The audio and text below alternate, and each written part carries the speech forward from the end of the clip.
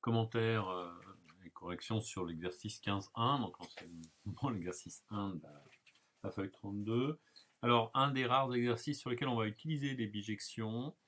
Alors, on nous donne des espaces, donc je vous laisse les lire, hein, IN, DN, enfin des ensembles JN et KN.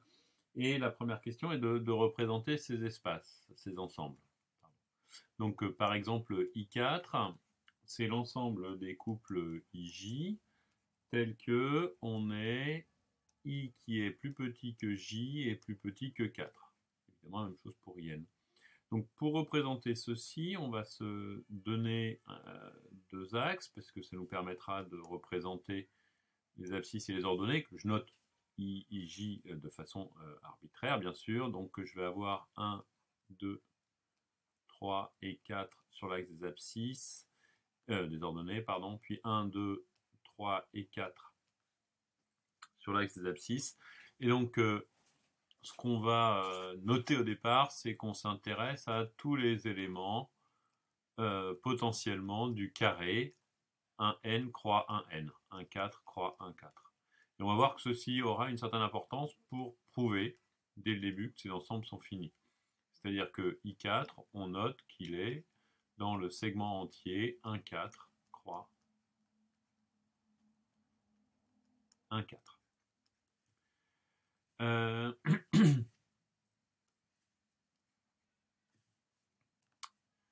Cet ensemble, on sait qu'il est fini, c'est dans le cours, produit cartésien, et puis que son cardinal vaut 16, ce qui n'a pas grande importance.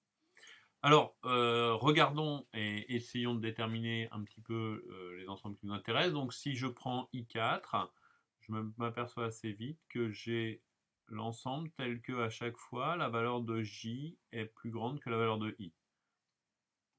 Donc, voilà l'ensemble I4.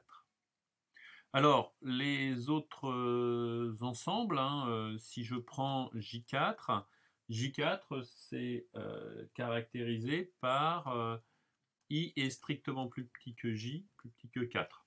Donc il faut que l'abscisse soit plus petite strictement que l'ordonnée, et donc J4 va être cet ensemble-là. Et puis je vais avoir dans le même temps, de l'autre côté de la diagonale, l'ensemble K4, d'accord, K4 étant l'ensemble symétrique, c'est-à-dire que c'est l'abscisse qui est plus grande que l'ordonnée. Reste un ensemble qui est évidemment l'ensemble des 4, c'est-à-dire l'ensemble des I égale J, compris entre 1 et 4. Et donc voilà notre ensemble des 4 qui se dessine ici. Alors vous voyez que l'intérêt d'avoir tracé pour n égale 4 la situation, c'est que on mesure le fait que finalement notre ensemble 1, 4 croix 1, 4, excusez-moi, se partitionne en J4, D4, K4. On voit sur le dessin également que I4, ce sera la réunion de D4 et de J4. Et puis on voit sur le dessin que D4 et J4 seront en bijection, sont équipotents. Alors, mesurons un petit peu ceci. Donc, deuxièmement, le cardinal de Dn, bah, tout simplement, je ne rédige pas en détail, mais on va prendre une application qui va envoyer un n sur dn, qui évidemment à i va associer le couple ii. Et puis on vérifie que f est une bijection de un n sur dn. Injection, c'est évident. F de i égale f de j, ça fait que f de jj égale f de, ça fait que ii est égal à f de j.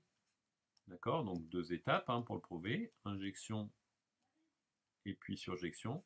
Donc l'injection, si f de i égale f de j, attention, pas de noyau ici, bah ça implique que ii est égal à jj, c'est-à-dire que i égale j et i égale j. Alors que la surjectivité, bah, si on se donne un élément dans dn,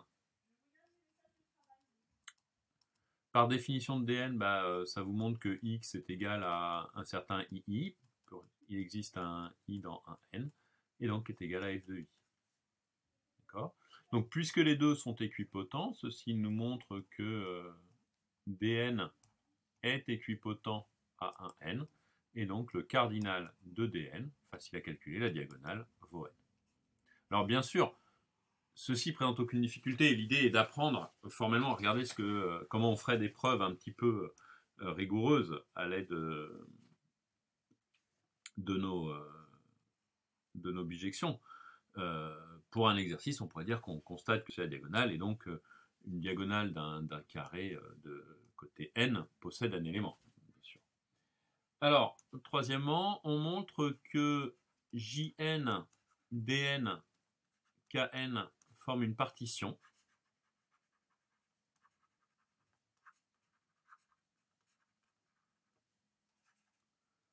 de 1n croix 1n.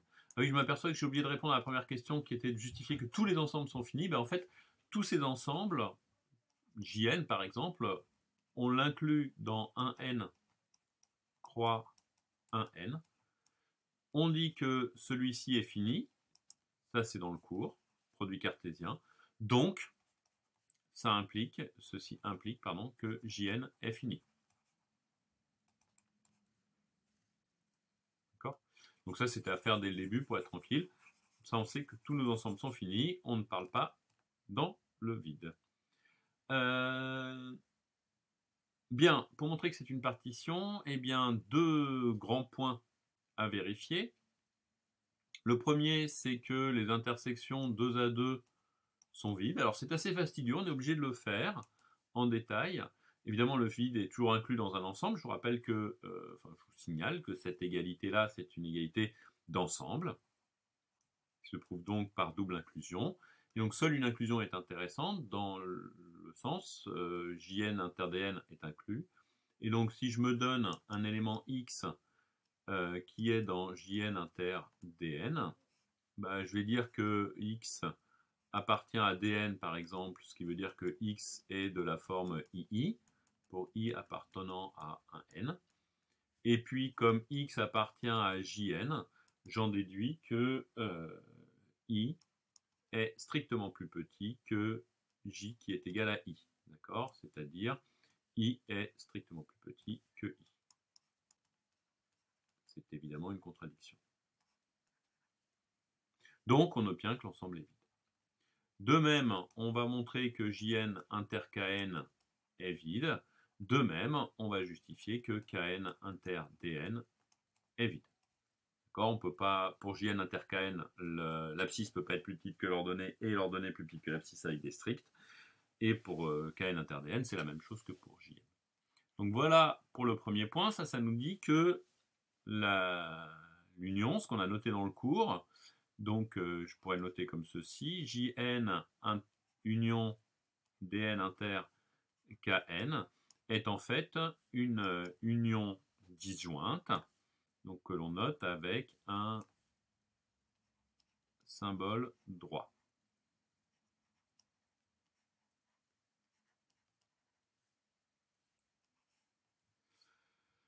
Deuxième point pour la partition à démontrer, la réunion. Une nouvelle feuille. Donc montrer que tous les points sont dedans. Donc il s'agit de montrer que 1n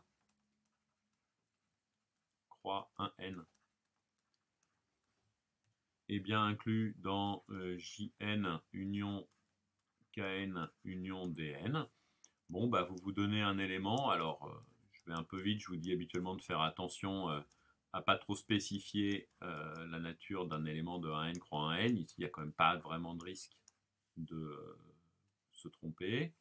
Mais bon, soyons prudents si on a un doute. Et puis, bah, on va distinguer trois cas. Premier cas, i est plus petit que j. Ça nous donne que ij appartient à jn. Donc qui peut le plus peut le moins, qui appartient bien à Jn inter Kn inter Dn.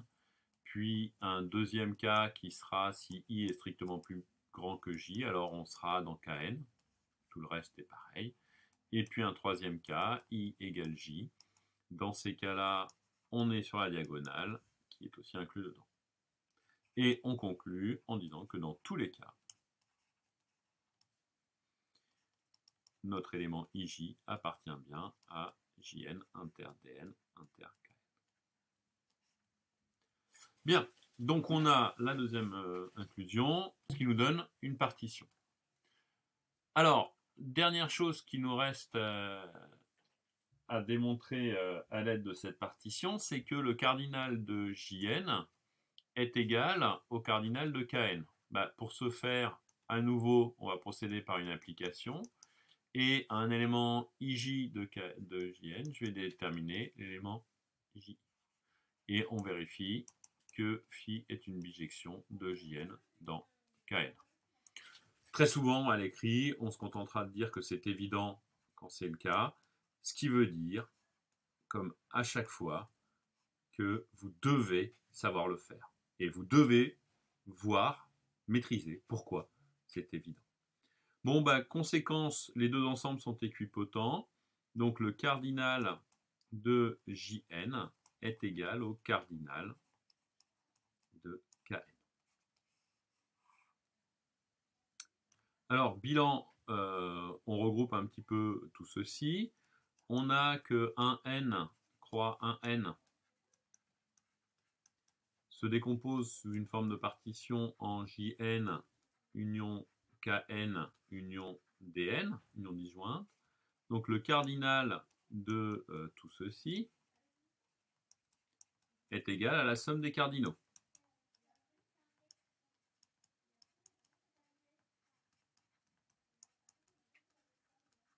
Et on connaît un certain nombre de ces cardinaux, puisque d'après le cours, le cardinal de ceci, c'est n au carré. Le cardinal de Jn, on ne le connaît pas, mais on sait que le cardinal de Jn est égal au cardinal de Kn. Donc on obtient 2 fois le cardinal de Jn. Et Dn, on a vu que son cardinal valait n. Ce qui nous permet d'obtenir que le cardinal de Jn est égal à n carré moins n sur 2, donc n moins 1 sur 2. Cardinal de Kn, c'est le même, cardinal de Dn est le même. Et puis, puisqu'on a In qui va être, on l'a dit au début, Jn union Dn, on obtient que le cardinal de In est égal à n plus 1 sur 2. Donc voilà démontré à l'aide de bijection sur cet exemple simple, permettre de comprendre ce qu'on fait, ces résultats de cardinaux. Alors évidemment, c'est probablement pas comme ça que l'on procéderait si on s'attaquait dès le début à notre ensemble. Donc si je prenais 1, 1, toujours sur un ensemble de représentations, 2, 3, 4, et puis là je suppose que je suis jusqu'à n. Si j'essayais de déterminer, je suis un peu confus sur mes croix, voilà. Donc si je voulais déterminer cet ensemble qui est l'ensemble IN,